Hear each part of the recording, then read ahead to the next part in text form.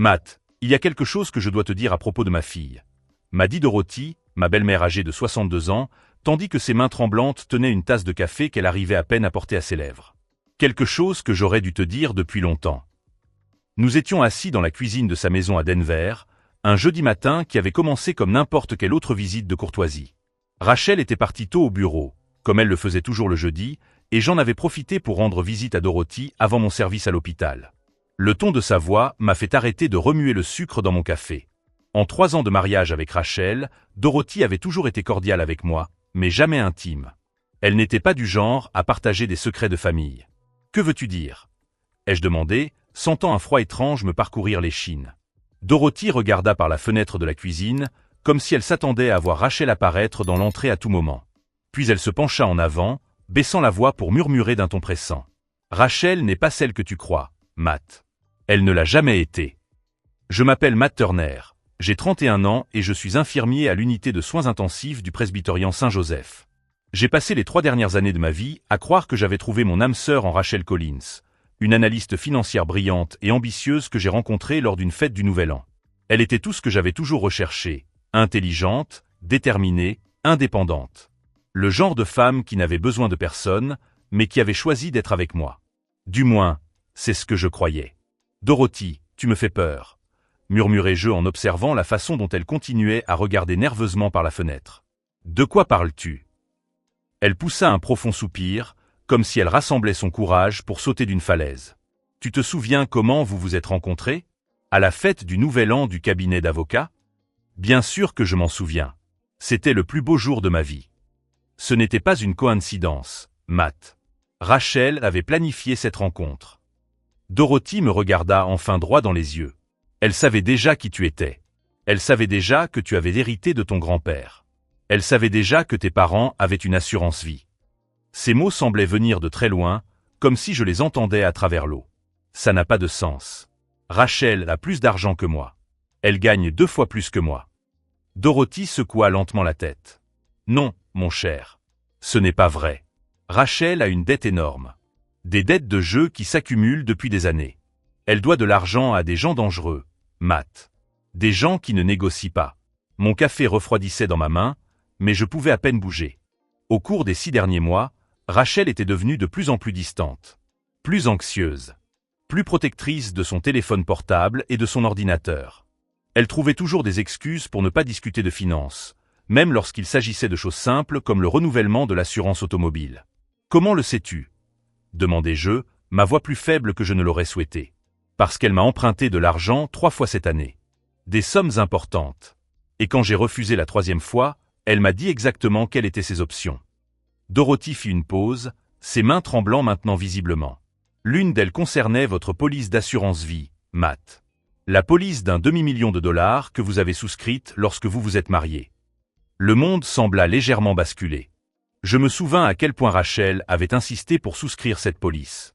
Elle avait dit qu'il était important de se protéger mutuellement. C'était son idée d'augmenter la valeur à 500 000 $, car nous menions des vies risquées. Moi à l'hôpital, elle au volant pour se rendre au travail. Elle n'aurait pas fait ça, murmurai-je, mais alors même que je prononçais ces mots, une partie de moi était déjà en train de relier des points que j'avais délibérément ignorés. Les appels chuchotés qu'elle interrompait lorsque j'entrais dans la pièce. La façon dont elle avait commencé à cuisiner davantage ces derniers temps, insistant toujours pour que je goûte de nouveaux plats. Comme j'avais eu ces étranges épisodes de vertige et de nausées ces dernières semaines. Dorothy s'est levée de table et s'est approchée de la fenêtre, surveillant l'extérieur. « Matt, j'ai besoin que tu m'écoutes très attentivement. Rachel pense savoir trouver une solution à ses problèmes. Et cette solution implique que tu ne sois plus là pour la questionner. Si vous vous demandez comment une conversation apparemment simple peut bouleverser votre vie, n'oubliez pas de vous abonner à la chaîne, car cette histoire ne fait que commencer. » Dorothy est revenue à table et m'a pris la main avec force. « Il y a autre chose que vous devez savoir. Quelque chose que j'ai découvert hier soir et qui m'a poussé à vous raconter tout cela aujourd'hui. » Elle fit une pause, me regardant droit dans les yeux. « Rachel n'était pas au bureau tard hier soir, comme elle te l'a dit. Elle était ici, chez moi, essayant de me convaincre de signer un document en tant que témoin. Un document que j'ai refusé de signer parce que j'ai reconnu ce que c'était. » « Quel genre de document ? » ?»« Une nouvelle version de ton testament, Matt. Une version dans laquelle Rachel hériterait de tout immédiatement, sans période d'attente. Et le plus effrayant. Dorothy hésita, comme si les mots suivants étaient les plus difficiles à prononcer. Le document était daté de demain. Comme si tu allais le signer demain, vendredi. Comme si elle savait déjà exactement quand tu. Elle n'eut pas besoin de terminer sa phrase. Le sang se glaça dans mes veines lorsque je compris toute la portée de ce que Dorothy était en train de me dire. Rachel ne planifiait pas seulement ma mort, elle la planifiait pour demain. La révélation de Dorothy me frappa comme un coup de poing dans l'estomac, mais ce fut ce qu'elle dit ensuite qui me fit remettre en question tout ce qui s'était passé au cours des 3 dernières années de ma vie. Matt, tu te souviens quand tu es tombé malade le jour de ton anniversaire de mariage l'année dernière? Et cette soirée romantique à Aspen où tu as dû aller à l'hôpital pour une intoxication alimentaire? Dorothy se leva et se dirigea vers un placard dans la cuisine, d'où elle sortit une vieille boîte à chaussures. Rachel m'a dit que tu avais l'estomac sensible. Que c'était génétique. Je me souvenais parfaitement de ces épisodes. En fait, ils étaient devenus plus fréquents au cours des 6 derniers mois. Toujours après les repas que Rachel préparait spécialement pour moi, toujours quand nous étions seuls, toujours quand je commençais à remettre en question certaines de ses explications sur l'argent ou sur l'endroit où elle avait été. Dorothy ouvrit la boîte et en sortit un petit flacon en verre ambré. L'étiquette était partiellement décollée, mais on pouvait encore lire une partie du nom, Digitalis, à usage vétérinaire uniquement. Je l'ai trouvé dans son sac la dernière fois qu'elle est venue ici. Quand je lui ai posé des questions, elle m'a dit qu'elle s'occupait d'un chat blessé au travail. Dorothy m'a tendu le flacon avec des mains tremblantes. Matt, mon frère était vétérinaire. Je sais exactement ce que c'est. C'est de la digitaline, extraite de la plante foxglove. À petite dose, elle provoque des nausées, des vertiges, des vomissements. À dose plus élevée. Elle n'avait pas besoin de finir. J'en savais assez sur la pharmacologie grâce à mon travail à l'hôpital.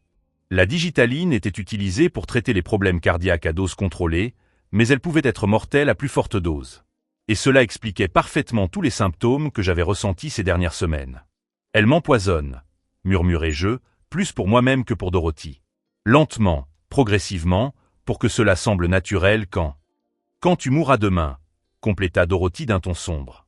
Rachel m'a déjà dit qu'elle prévoyait un dîner romantique spécial pour vous deux demain soir. Pour fêter quelque chose qu'elle n'a pas précisé. Mon esprit s'emballait, reliant des points que j'avais délibérément ignorés pendant des mois. Rachel insistant pour cuisiner pour moi plus souvent. La façon dont elle était toujours anxieuse lorsque je ne finissais pas tout mon assiette. Comment elle avait commencé à ajouter des épices spéciales à mes plats préférés, prétextant qu'elle essayait de nouvelles recettes. Dorothy, tu as dit qu'elle avait planifié notre rencontre. Comment le sais-tu? Elle soupira et retourna à la table, sortant un dossier en papier craft de la boîte à chaussures. Parce que Rachel me l'a montré. Le premier Noël après votre mariage, elle était ivre et s'est mise à se vanter de son intelligence. Elle a dit qu'elle avait passé 2 mois à étudier votre routine, vos horaires, vos goûts. Elle savait que vous alliez à cette fête du Nouvel An parce que vous étiez amis avec le frère de l'associé du cabinet. Dorothy ouvrit le dossier, révélant des photos qui me glacèrent le sang. C'étaient des photos de moi. À l'hôpital, en sortant du supermarché, en courant dans le parc, en entrant et en sortant de mon ancien appartement. Des dizaines d'entre elles, prises sous différents angles, à différents jours. Elle m'a montré ça comme si c'était une blague. Comme si le harcèlement était quelque chose de romantique.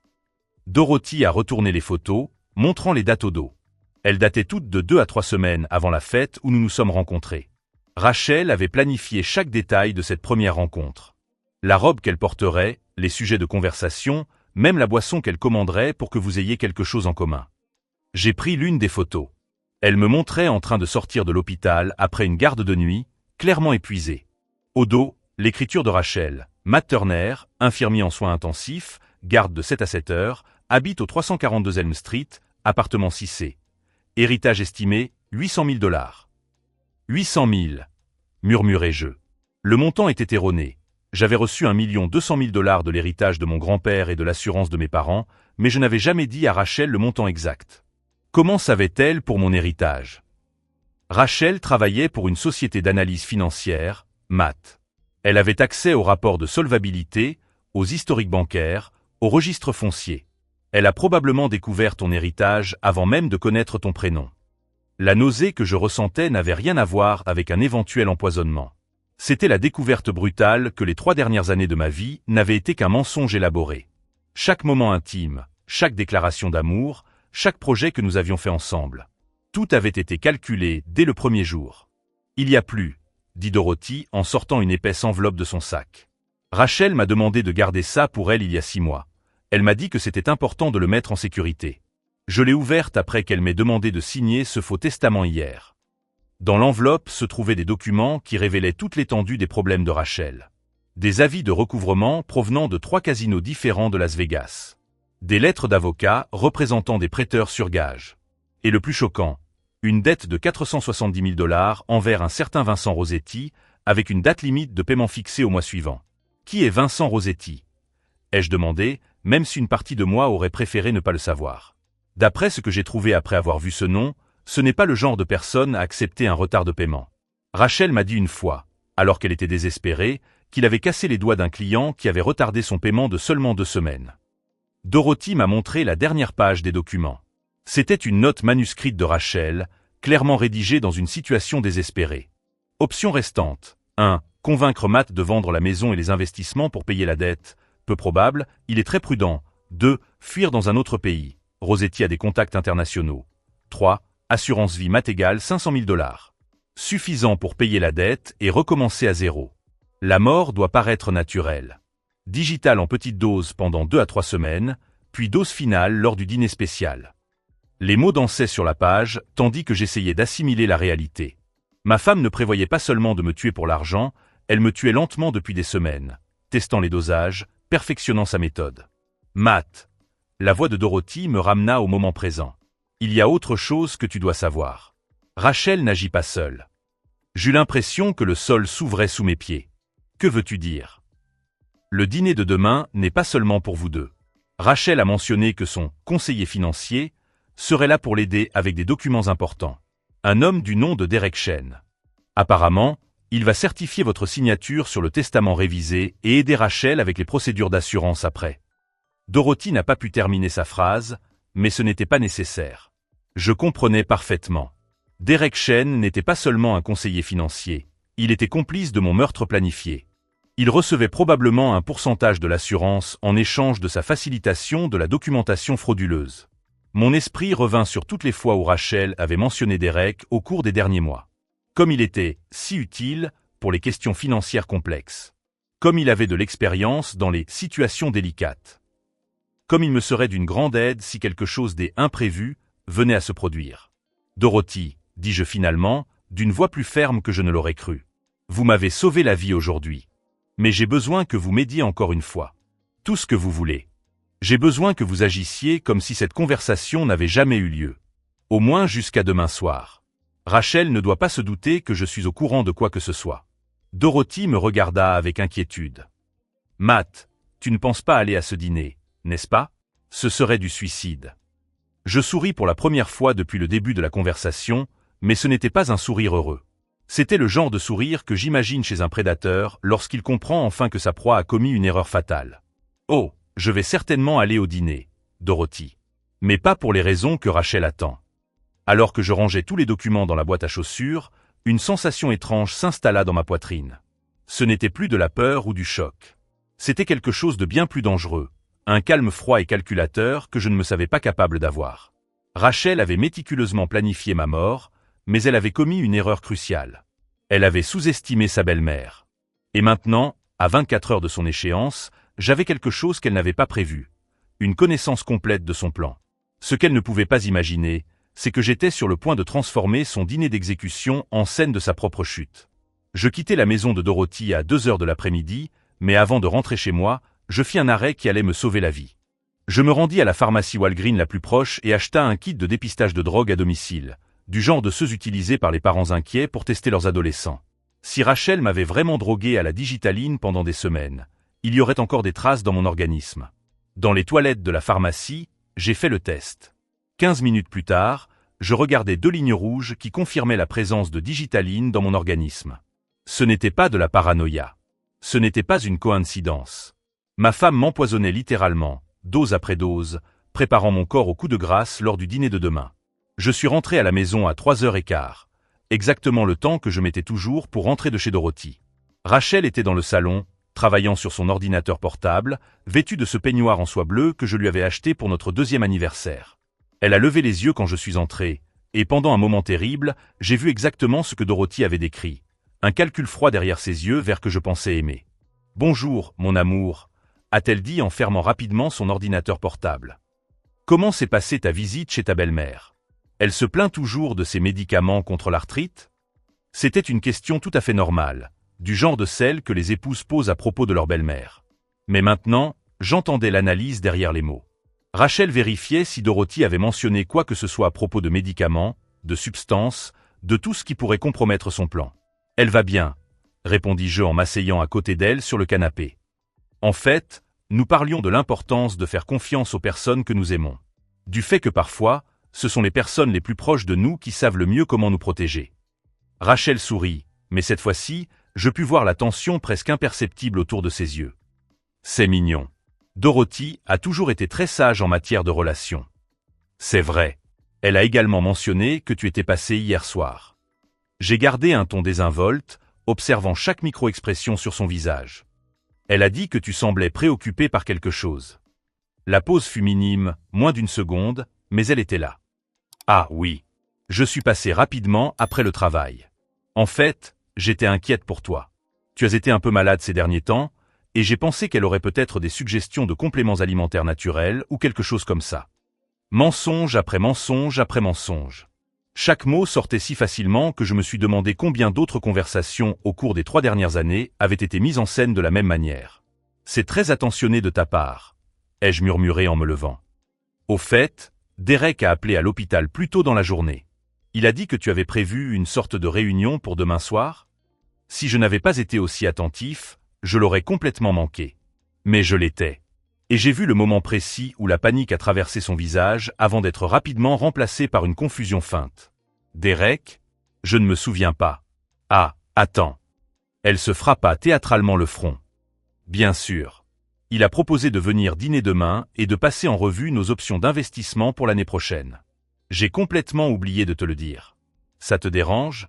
Je sais que les vendredis soirs sont normalement réservés à nous deux, mais il a dit que c'était la seule date disponible avant son départ. Encore des mensonges. Mais cette fois, j'étais prêt à les entendre. Bien sûr que ça ne me dérange pas. En fait, ça me fera plaisir de rencontrer enfin ce Derek Chen dont tu parles tant. Il semble être très utile pour toi. Très utile, acquiesça-t-elle, et cette fois, son sourire était sincère. Elle pensait probablement à quel point il serait facile d'avoir un témoin respectable lorsque je mourrais, accidentellement, d'un arrêt cardiaque pendant le dîner. Ce soir-là, Rachel a préparé l'un de mes plats préférés, du saumon grillé avec des asperges et du riz complet. Elle m'a servi en premier, comme elle le faisait toujours, en me tendant mon assiette avec un baiser sur le front. « Mange tout », m'a-t-elle dit affectueusement. « Tu dois reprendre des forces après avoir été si malade. » J'ai mangé. Chaque bouchée. Mais pas avant d'avoir discrètement échangé nos assiettes pendant qu'elle était dans la cuisine pour aller chercher plus de vin. Si elle augmentait les doses pour le grand final de demain, je voulais voir comment elle réagirait à une dose de son propre remède. 20 minutes après le repas, alors que nous regardions Netflix sur le canapé, Rachel a commencé à se plaindre de nausées. 30 minutes plus tard, elle était dans la salle de bain en train de vomir. « Ça doit être quelque chose que j'ai mangé au déjeuner », a-t-elle crié depuis la salle de bain, la voix faible et tremblante. « Je me sens très mal. »« C'est bizarre », ai-je répondu depuis le salon. « Je me sens parfaitement bien. » Quand elle est finalement sortie des toilettes, pâle et chancelante, j'étais dans la chambre en train de ranger des documents sur le bureau. C'était la première fois depuis des semaines que je me sentais complètement lucide. La première fois que je pouvais penser clairement sans ce brouillard constant que j'avais attribué au stress du travail. « Matt », dit-elle en s'appuyant contre le mur pour se soutenir. « Je pense que je dois aller chez le médecin demain. Je me sens très mal. »« Tu devrais peut-être annuler le dîner avec Derek », suggérai-je sans lever les yeux de mes papiers. « Si tu es malade, ce ne serait pas une bonne idée de recevoir des invités. »« Non. » Sa réponse fut très rapide, très désespérée. Elle tenta immédiatement de l'adoucir. « Je veux dire, je pense que je me sentirai mieux demain. Et Derek a déjà annulé d'autres engagements pour venir. Ce serait trop impoli d'annuler maintenant. Bien sûr, ce serait impoli d'annuler le meurtre planifié depuis si longtemps. Comme tu veux, répondis-je. Mais si tu te sens encore mal demain, je préparerai le dîner. J'ai une recette spéciale que j'ai apprise récemment. » Elle me regarda avec une expression que je ne parvins pas à déchiffrer complètement. De la suspicion? De la peur? Ou simplement la paranoïa naturelle de quelqu'un qui empoisonnait les autres et se demandait maintenant s'il était lui-même empoisonné. Ne t'inquiète pas, dit-elle finalement. Je me sentirai mieux demain. Cette nuit-là, après que Rachel se soit enfin endormie, probablement encore sous l'effet du digital qu'elle m'avait préparé, je suis resté éveillé à élaborer des plans. Pas seulement pour survivre au dîner du lendemain, mais aussi pour m'assurer que Rachel et Derek soient pris en flagrant délit d'avoir tenté de me tuer. Je pris mon téléphone et commençai à faire quelques recherches. Derek Chen n'était pas seulement un conseiller financier. C'était un homme au passé douteux, avec 3 poursuites pour fraude au cours des 5 dernières années, et des liens avec au moins 2 autres décès accidentels de clients fortunés dont les épouses étaient devenues veuves très jeunes et très riches. Rachel n'était pas la première. Elle ne serait probablement pas la dernière, si je ne faisais rien. À 2 heures du matin, j'avais un plan. À 3 heures du matin, j'avais passé tous les coups de fil nécessaires. À 4 heures du matin, je regardais Rachel dormir paisiblement à mes côtés, complètement inconsciente du fait que, dans moins de 24 heures, ce serait elle qui se battrait pour sa vie. Mais d'abord, j'avais besoin d'aide. Et je connaissais exactement la personne qu'il me fallait. Le lendemain matin, pendant que Rachel dormait encore, se remettant des effets secondaires de son propre poison, je quittai silencieusement la maison et me rendis au commissariat central de Denver. J'avais une conversation très importante à avoir avec le détective Marcus Rodriguez, un type que j'avais rencontré à l'hôpital et qui me devait une faveur après que j'avais sauvé son fils d'une overdose accidentelle 6 mois auparavant. Marcus m'a accueilli dans son bureau avec un mauvais café et une curiosité sincère. « Matt, mec, tu as l'air en mauvais état. Il t'est arrivé quelque chose ?» J'ai posé tous les documents de Dorothy sur la table. Les flacons de digitaline. Les photos.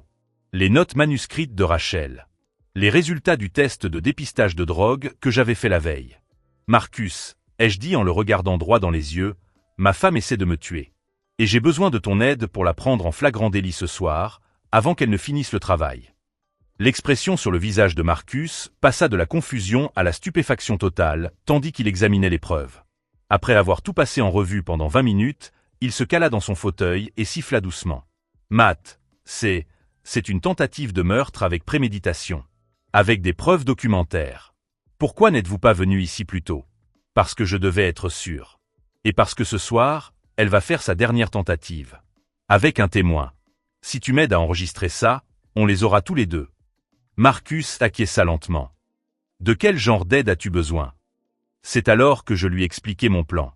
Un plan qui non seulement garantirait ma survie, mais transformerait le dîner d'exécution de Rachel en scène de sa propre chute. Lorsque je quittai le commissariat 2 heures plus tard, j'avais du matériel d'enregistrement professionnel caché sous ma chemise et la promesse qu'une équipe de détectives serait postée autour de ma maison à partir de 7 heures du soir. Rachel dormait encore lorsque je rentrai chez moi. La pauvre. Elle devait être épuisée après avoir planifié un meurtre et s'être accidentellement empoisonnée dans le processus. Mais ne vous inquiétez pas. Je veillerai à ce qu'elle ait suffisamment d'énergie pour la performance de sa vie au dîner de ce soir. Le reste de la journée de vendredi s'est déroulé dans une course effrénée de préparatifs que Rachel a interprété comme de la nervosité à l'approche du dîner important. Si elle avait su que je me préparais littéralement à enregistrer mon propre meurtre planifié, elle n'aurait peut-être pas sifflé aussi joyeusement en dressant la table avec la porcelaine fine de ma grand-mère. À 2 heures de l'après-midi, lorsque Rachel est sortie pour acheter des ingrédients spéciaux pour notre dernier repas, j'ai installé l'équipement que Marcus m'avait donné. De minuscules microphones collés sous la table de la salle à manger, une caméra de la taille d'un bouton caché dans la bibliothèque, et l'enregistreur principal cousu à l'intérieur de ma chemise bleue, celle que Rachel disait toujours être sa préférée. Ironique qu'elle ait choisi la tenue parfaite pour enregistrer ses propres aveux. À 3h30, j'ai testé chaque appareil en envoyant des signaux à la camionnette de surveillance que Marcus avait garée à 3 pâtés de maison de notre maison. Son clair, image nette, transmission en temps réel au centre de contrôle de la police. Techniquement, j'avais suffisamment de preuves pour arrêter Rachel sur la seule base de ce que Dorothy avait découvert, mais Marcus avait raison. Nous avions besoin de quelque chose d'incontestable. Quelque chose qu'aucun avocat habile ne pourrait contester ou transformer en malentendu. Nous avions besoin qu'elle avoue, en direct et en couleur, qu'elle me tuait pour de l'argent. À 16h15, j'ai reçu un SMS d'un numéro inconnu, changement de programme. Derek ne peut pas venir aujourd'hui. On annule le dîner? Mon sang s'est glacé. Si Derek ne venait pas, Rachel pourrait simplement reporter mon exécution à une autre occasion. Ou pire, elle avait peut-être soupçonné quelque chose et testé ma réaction. J'ai répondu immédiatement, « Quel dommage. Mais j'ai déjà acheté du vin cher et tu as passé la journée à cuisiner.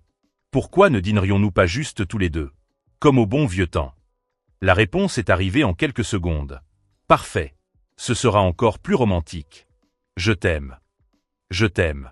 2 mots qu'elle avait utilisés des centaines de fois au cours des 3 dernières années. 2 mots qui résonnaient désormais comme des cloches funèbres.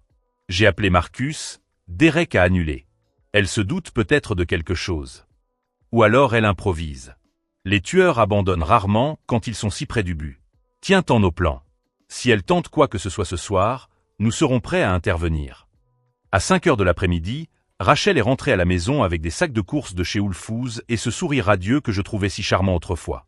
Je comprenais désormais le calcul qui se cachait derrière, la performance étudiée d'une psychopathe s'entraînant pour son public. Chérie, j'ai acheté ces champignons shiitake que tu adores, annonça-t-elle en embrassant ma joue de ses lèvres glacées contre ma peau. Je vais préparer ce risotto spécial que tu me demandes toujours. Du risotto. Parfait pour masquer les saveurs étranges. Parfait pour des doses mortelles de digitaline. J'ai hâte, répondis-je en l'enlaçant par la taille et en sentant le petit flacon dans la poche de son tablier. Même en sachant ce que c'était, même en sachant qu'il était destiné à me tuer, il me fallut toute ma volonté pour ne pas saisir le flacon et la confronter immédiatement. Mais les confrontations impulsives détruisent les affaires judiciaires. Et je voulais que Rachel paie pour chaque mensonge, chaque manipulation, chaque gramme de poison qu'elle avait forcé mon corps à absorber. Pendant qu'elle cuisinait, je suis resté dans le salon à répondre à des emails professionnels, écoutant le bruit familier des casseroles et des poêles. Des sons qui signifiaient autrefois le foyer et le confort. Maintenant, ils sonnaient comme la préparation d'une exécution. « Matt » a-t-elle crié depuis la cuisine, « tu peux venir ici 1 minute ? J'ai besoin d'aide pour atteindre le vin sur l'étagère du haut. » Quand je suis entré dans la cuisine, Rachel me tournait le dos, occupée à remuer quelque chose sur la cuisinière. L'odeur du risotto était délicieuse, crémeuse, avec de l'ail et des fines herbes. Si je n'avais pas su qu'il était assaisonné de poison, j'aurais eu l'eau à la bouche. « Cette bouteille là-bas, » dit-elle sans se retourner, « celle de Barolo que nous avons reçue pour notre anniversaire. » Je pris la bouteille, mais mes yeux étaient rivés sur ses mains. Je vis le moment précis où elle sortit le petit flacon de sa poche, l'ouvrit avec son pouce et versa tout le contenu dans mon assiette. Tout le contenu. Ce n'était plus une dose test, c'était la dose finale. Si vous vous demandez comment quelqu'un peut regarder sa propre femme préparer son assassinat et rester calme, n'oubliez pas de vous abonner à la chaîne, car le plus intense de cette histoire est encore à venir. Voilà, dit Rachel en se retournant avec un sourire angélique. Le dîner est servi. Toi d'abord, comme d'habitude. Elle me servit une assiette généreuse, en plaçant soigneusement la plus grande portion au centre, là où la concentration de digitaline serait la plus élevée. Puis elle se servit dans une autre casserole, qu'elle avait gardée à l'écart, à l'arrière de la cuisinière. « Tu ne vas pas manger la même chose ?» demandai-je, pour voir si elle avait une explication toute prête. « Bien sûr que si », répondit-elle en riant et en me montrant son assiette. « Mais tu sais que je suis difficile. Je ne peux pas manger de champignons shiitake, ils me donnent des migraines. J'ai préparé une version différente pour moi, sans champignons. » Mensonge sur mensonge sur mensonge. Mais maintenant, chaque mot était enregistré en haute définition. Nous nous sommes assis à table et Rachel a servi le vin, remplissant mon verre à ras-bord. Elle espérait probablement que l'alcool accélérerait l'absorption du poison, garantissant ainsi des effets plus rapides et plus définitifs. « Trinquons », dit-elle en levant son verre. « À notre avenir ensemble. »« À notre avenir », répétai-je en faisant teinter mon verre contre le sien et en observant cette lueur dans ses yeux. La lueur de quelqu'un qui croit être à quelques minutes de devenir une veuve très riche. Nous avons mangé dans un silence relatif pendant quelques minutes. Rachel me posait de temps en temps des questions sur ma journée à l'hôpital, engageant le genre de conversation décontractée que les épouses ont lors d'un dîner normal. Si quelqu'un nous avait observé à travers la fenêtre, il aurait vu exactement le couple heureux que nous semblions être il y a 3 ans. La différence, c'est que cette fois, je savais que j'étais dans un théâtre. Et j'avais appris mon rôle par cœur. Quand j'eus fini la moitié de mon assiette, assez pour être convaincant, mais pas assez pour vraiment me tuer, je commençais à jouer la comédie. Au début, ce n'était qu'une légère grimace, comme si quelque chose n'avait pas bon goût. « Tout va bien, chérie ?» demanda Rachel, mais il y avait de l'attente dans sa voix, pas d'inquiétude. « Oui, c'est peut-être juste la fatigue de l'hôpital », ai-je murmuré en portant ma main à ma poitrine. Je ressens une étrange sensation de brûlure. Ses yeux se sont illuminés. « Tu devrais peut-être boire un peu plus de vin. Parfois, ça aide à la digestion. » Bien sûr que ça aide. Ça aide à me tuer plus rapidement. Rachel, dis-je en baissant la voix, je crois que je vais devoir m'allonger. Je me sens très bizarre. Oh non, mon chéri. Elle se leva immédiatement et vint à mes côtés. Laisse-moi t'aider. C'est là que j'ai vu pour la première fois la vraie Rachel. Pendant une seconde, pensant que je ne la regardais pas, son masque tomba complètement. Il n'y avait aucune inquiétude sur son visage. Il n'y avait qu'un calcul froid, comme si elle chronométrait le nombre de minutes qu'il me faudrait pour m'évanouir, puis le nombre de minutes après cela pour cesser de respirer. Puis elle remarqua que je la regardais, et la femme dévouée réapparut instantanément. « Je vais appeler les secours », a-t-elle dit en décrochant le téléphone. « Non », ai-je réussi à murmurer. « J'ai juste besoin de m'allonger. Ça passera peut-être. Tu es sûr ?» Elle a hésité, et j'ai pu voir le conflit en temps réel. Appeler les secours trop tôt pourrait me sauver la vie. Attendre trop longtemps pourrait paraître suspect après coup. Je suis sûr. Restez juste, restez avec moi, d'accord ? Rachel a souri, m'a embrassé sur le front et s'est assise sur la chaise à côté du lit. Bien sûr, mon amour. Je resterai ici jusqu'à ce que tu te sentes mieux. Ou jusqu'à ce que je meure. Selon ce qui arrivera en premier. Ce qu'elle ne savait pas, c'est que dans les 30 minutes qui allaient suivre, c'est elle qui aurait besoin d'un avocat. Je m'allongeai sur le lit en feignant une faiblesse progressive, tandis que Rachel s'asseyait à côté de moi avec cette expression de préoccupation étudiée. Ce qu'elle ne savait pas, c'est que, grâce au micro caché dans ma chemise, Marcus et son équipe entendaient chacun de ses mots, chacun de ses respirations calculées. « Comment te sens-tu maintenant, mon chéri ?» demanda-t-elle en touchant mon front de ses doigts glacés. « Ta température semble monter. »« Pire. » ai-je réussi à murmurer. « Ma poitrine est oppressée. J'ai du mal à respirer. » J'ai vu cette lueur de satisfaction dans ses yeux. C'était exactement ce qu'elle attendait, les derniers symptômes d'une overdose de digitaline. Un arrêt cardiaque imminent.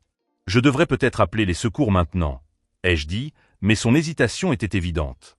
Elle calculait le moment idéal, assez tard pour garantir ma mort, mais pas trop tard pour que cela semble être de la négligence. C'est alors que mon téléphone a sonné sur la table de chevet. Rachel l'a d'abord ignoré, mais l'appel a persisté, sonnant plusieurs fois de suite. « Ça doit être important », ai-je murmuré. « Tu peux répondre pour moi. » Rachel prit le téléphone, regarda l'écran et fronça les sourcils. Le numéro était enregistré sous « Hôpital presbytérien, urgence ». « Allô ?» répondit-elle, sa voix prenant le ton d'une épouse inquiète. « Madame Vance ? Ici l'infirmière Patricia des urgences. Nous essayons de joindre votre mari Matt. Il y a une urgence avec l'un de vos patients en soins intensifs et nous avons besoin de lui immédiatement. » Rachel m'a regardé, perplexe. « Eh bien, il est très malade en ce moment. Il ne peut pas aller travailler aujourd'hui. » « Madame, avec tout le respect que je vous dois, nous avons vérifié nos registres et Matt n'est pas prévu pour travailler aujourd'hui. En fait, il ne travaille jamais le vendredi. De plus, notre infirmière en chef a mentionné l'avoir vu à l'hôpital il y a 2 heures, en parfaite santé. » Rachel pâlit. « Il doit y avoir une erreur. » »« Il n'y a pas d'erreur, Madame Vance.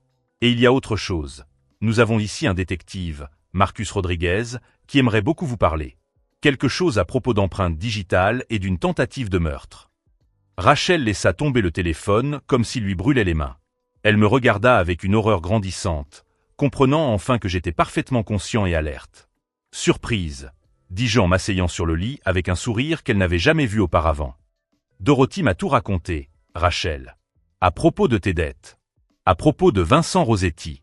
À propos de ton petit flacon de digitaline. À propos de Derek Chen. À propos de ton plan méticuleusement élaboré pour m'assassiner. » Elle recula comme si j'étais un fantôme revenu la hanter. « Matt, je peux t'expliquer. »« Oh, tu vas m'expliquer. En détail. Parce que tout ce que tu diras à partir de maintenant est enregistré en haute définition et retransmis en direct à la police de Denver. » J'ai ouvert ma chemise, révélant l'équipement d'enregistrement que Marcus avait installé. La petite LED rouge clignotait joyeusement, capturant chaque expression de panique sur son visage. « Tu ne comprends pas, » balbutia-t-elle en se levant et en commençant à faire les 100 pas, j'étais désespéré. « Vincent a dit qu'il me tuerait si je ne payais pas avant la fin du mois. Tu as l'argent. Tu as toujours eu de l'argent à revendre. Alors pourquoi ne m'as-tu pas emprunté? Pourquoi ne m'as-tu pas expliqué la situation ?» Rachel éclata d'un rire hystérique. « Parce que tu ne m'aurais jamais donné 470 000 $ pour payer des dettes de jeu. Tu es trop prudent. Trop responsable. Il était plus facile d'obtenir l'argent de l'assurance vie.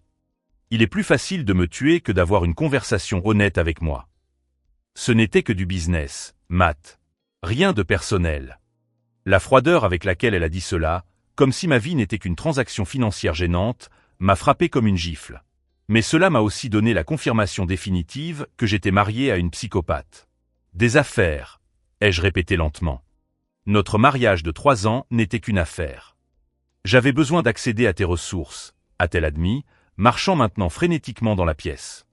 L'héritage, la maison, les comptes. T'épouser a été la décision la plus intelligente que j'ai jamais prise. Et Derek Chen, il faisait aussi partie de tes affaires? Rachel s'est arrêtée de marcher.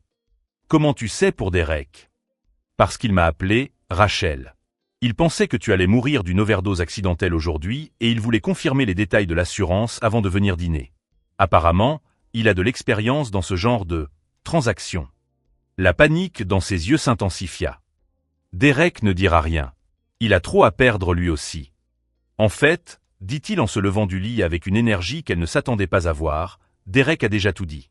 La police l'a arrêté il y a 2 heures alors qu'il tentait de prendre un vol pour les Bahamas. Il semble qu'il avait une valise remplie d'argent et de faux documents. Très suspect pour un conseiller financier légitime. Rachel s'assit lourdement sur la chaise, la réalité la frappant enfin. Comment as-tu découvert tout ça? Dorothy. Ta mère m'a sauvé la vie, Rachel. Elle m'a montré le flacon de digitaline dans son sac. Elle m'a montré les photos que tu avais prises de moi avant notre première rencontre. Elle m'a montré tes notes dans lesquelles tu planifiais mon assassinat. Et elle m'a montré ta tentative de falsification de mon testament. Ma mère, murmura-t-elle, comme si la trahison maternelle était plus douloureuse que tout. Elle avait promis de ne rien dire. Elle avait promis de ne pas signer le faux testament. Elle n'avait pas promis de protéger une meurtrière, même si c'était sa propre fille. C'est alors que nous avons entendu des sirènes approcher. Rachel courut vers la fenêtre et vit 3 voitures de police se garer dans notre rue. Ils sont là, dit-elle, la voix complètement abattue.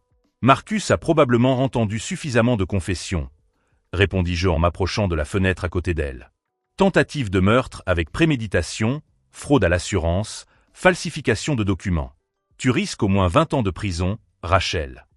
Elle se tourna vers moi, les larmes aux yeux, les premières larmes sincères que je voyais chez elle depuis des mois. Matt, s'il te plaît, tu peux dire à la police qu'il s'agit d'un malentendu, que j'étais juste, que je ne réfléchissais pas correctement. Pendant un instant, une infime partie de moi eut pitié d'elle. Cette femme que je pensais l'aimer, désormais complètement brisée et désespérée. Mais je me suis alors souvenu des semaines de nausées. Des nuits passées à me demander si je tombais malade. Du test de dépistage de drogue qui avait confirmé qu'elle m'empoisonnait lentement, méthodiquement, pour maximiser ma souffrance avant de me tuer. Non, ai-je simplement répondu. Tu as fait ton choix quand tu as mis du poison dans ma nourriture. Maintenant, tu vas en subir les conséquences. Les coups frappés à la porte étaient forts et autoritaires. Police de Denver. Ouvrez la porte.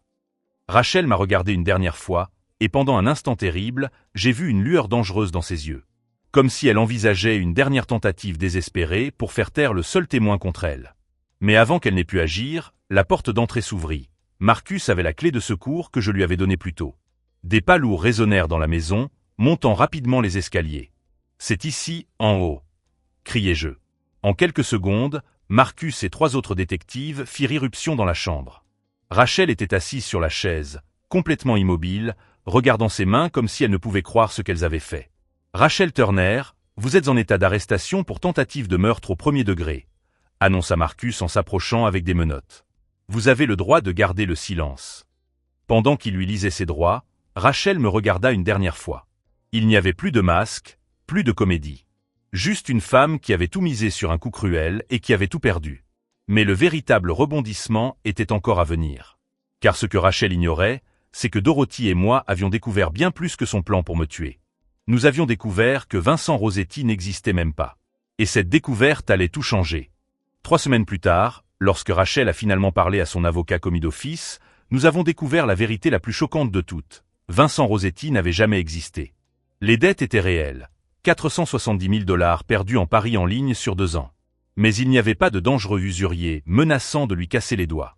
Il n'y avait pas de date butoir pour sa mort imminente. Vincent Rossetti était une création de Rachel elle-même pour justifier le meurtre. Une excuse élaborée pour transformer la pure cupidité en nécessité désespérée. Elle a inventé un criminel fictif pour se sentir mieux après avoir tué son mari, m'a expliqué Marcus lorsque nous avons reçu le rapport final de l'enquête. C'est de la psychopathie pure et simple. Rachel a été condamnée à 35 ans pour tentative de meurtre avec préméditation, fraude à l'assurance et falsification de documents. Derek Chen a écopé de 20 ans en tant que complice. 10 ans plus tard, je suis directeur des soins infirmiers au Presbyterian Saint-Joseph. J'ai épousé Patricia, l'infirmière qui a fait semblant de m'appeler cette nuit fatidique, conformément au plan élaboré avec Marcus. Nous avons eu 2 beaux enfants qui ne connaîtront jamais la femme qui a tenté de tuer leur père pour de l'argent. Dorothy vient toujours dîner tous les dimanches, désormais en tant que véritable grand-mère de mes enfants. Elle m'a sauvé la vie ce jeudi matin-là et a évité à 2 enfants de grandir orphelins. Rachel m'a écrit une lettre depuis la prison l'année dernière. Elle disait qu'elle m'aimait toujours, que tout n'était qu'un malentendu, que Vincent Rossetti avait menacé notre famille. Même en prison, même avec toutes les preuves exposées, elle continuait à mentir. J'ai jeté la lettre sans la finir. La leçon que j'ai apprise, quand quelqu'un que vous aimez commence à montrer des signes de comportement dangereux, croyez ces signes. Dorothy a vu ce que je refusais de voir. Son fils Kenzo, dans l'histoire que vous connaissez, a sauvé sa mère de la même manière. Les personnes qui nous aiment vraiment ne nous empoisonnent pas, ni au sens propre ni au sens figuré. Si cette histoire de trahison et de justice vous a touché, abonnez-vous à la chaîne pour découvrir d'autres histoires vraies de personnes qui ont découvert des forces qu'elles ne se connaissaient pas. Aujourd'hui, quand je regarde Patricia préparer le café pour notre famille, je ne ressens que de la gratitude. De la gratitude d'avoir une belle-mère courageuse, un ami policier honnête, et surtout, d'être en vie pour raconter cette histoire. Rachel voulait ma mort pour recommencer sa vie. Au lieu de cela, son incarcération m'a donné la chance de commencer une vraie vie pour la première fois. Глеб такой, пизда, ты бы видела, какие там были комментарии. Тебя там просто и украинкой назвали, что ты там вообще там. И какой-то этой шала, и жопу твою, и там вообще такой кошмар. А я приехала, мне такой, ой, они такие классные, они такие добрые. А в комментах, оказывается, была грязь. Ну, комменты пиздец. Но они там не чистят, на этом, наверное, чат и держится. Он такой всегда уж очень добрый к девушкам, да он и к парням хороший. Он просто на стримах может играть как актер, а вообще на самом деле он очень добрый, адекватный, да. Привет, какашка, как с Лёвой. Нормально, нормально. Но я считаю, вот ему нужна такая сильная женщина, как Тася. Так там просто стиль чата такой к любым девочкам. Ну, вот. Мне хоть в больницу надо было. Ну, хорошо, что ливнул. А меня еще... Мы же стояли там, ветрено было, и мы потом сели в теплую машину, меня так прибило. Я уже еду такая, мне так похуй, я так хочу спать. По идее, если живешь больше 5 лет в одном месте, то можно считать себя своей в городе, в стране. В смысле, не стать вместе? Нет, ну как друзья, я считаю, что Тася офигенно. Наконец-то ты дома. Да, Мисак, но я сейчас выхожу из дома. Привет, Мисак, еще раз. Я тебя видела, да, у Таси. Секс стоит с ним? А я откуда знаю? А сама с ним общаешься, мило, хотя хз, откуда они это знают. Так я это рассказала. Я же не то, что, типа, знаете, типа, все забыла. Я же ему за это предъявила. Я сказала, что ты вел себя как хам. Азамат уже на запуске, пока на заправке. О, отлично. Я не знаю, что надеть. У меня одни маечки, а там холодно. Там 15 градусов, и я слышу, как ревет ветер. Накликали твою жопку. Лёв как хам? Не, ну, в интернете все смелые. Добрый вечер, здравствуйте.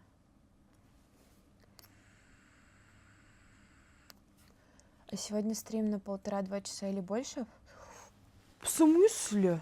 Вчера я 4 отстримила. Мало? За худи заедете? Да, сарказм. Мне сегодня времени не хватило. Я приехала сюда. Мне нужно было сделать карточку в банке. Все было нормально. Но с какого-то хуя теперь наши биометрические паспорта, которые пишутся на английском языке, по-моему, даже там белорусского нет, нужно нотариально переводить и заверять. И только после нотариальной заверенности они тебе могут что-то делать в банке. До скольки работают нотариусы? До 4. До 6, до 7. я не сделала ничего. Поэтому я сегодня вот поехала после стрима разбираться с банком, поела, приехала, ну что, запустила какой-нибудь круглосуточный Ашан в Ашане. Ашан. А вы знаете, что Ашан — это французский магазин, кстати? Сказала, 20 минут и будет. О, отлично. Мне надо что-то надеть. А ты какую карту хочешь? Да кэшбэковую хочу. Ну, кэшбэка нет. А то у меня есть кэшбэк милями, а что мне с этими милями делать? Я никуда не езжу. Азамат — легенда, да. Я давно так хотела с ним покататься. Ну, там уже срутся. Модеры даже не банят. Так, я... Кого? Мне с чата так читать удобно, конечно. Там было что-то про маму. А там сейчас хейтеры будут маленькие, поэтому это спокойно. Привет, очень красивый. Ладно. Я вас куда? Ставлю в окошко смотреть, может быть? Цените мать. О, Азамат есть фуфайка, если он на стройках работает. Чё в халате? Потому что я в отеле. Для меня норма просмотра 8-9 часов. И да, я видела, Эмили, забыла ответить. К сожалению, технологии не позволяют. На себя оставь, зачем окошко? По итогу в гараж поехали. Да, мы поехали в гараж, но я с ребятами не оставалась. Я в банк же опаздывала. Поэтому так получилось, что я уехала. Я не видела, как они лодку, конечно, таскали.